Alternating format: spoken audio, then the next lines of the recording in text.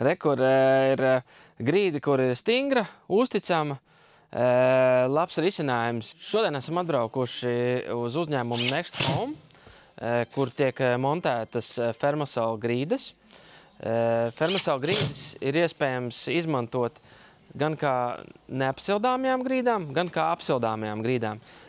Šajā gadījumā esam atbraukuši parādīt, kā tad notiek montāža Fermosol plāksnēm uz siltajām grīdām.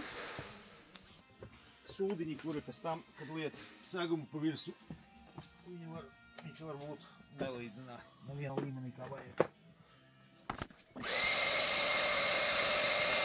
Es līmēju vienu un pēc tam otru.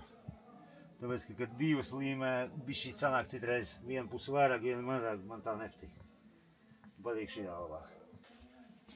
Tālāk liekas plāksne. Neaizmirstam galvenais, tas šķirnīs neliels atstāt. Tur nav svarīgi, būs 3 mm 5.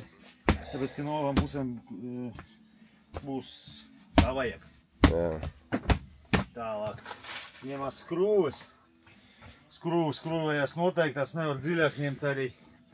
Redz, kur ir izmēri skrūvēm, tāpēc, ka speciāli iet distancēs, lai redziet paši siltā grīda trubas, lai netrāpītu kādā trubā iekšā. Jā. Paņems garāku, var jau ieskrūvēt trubā.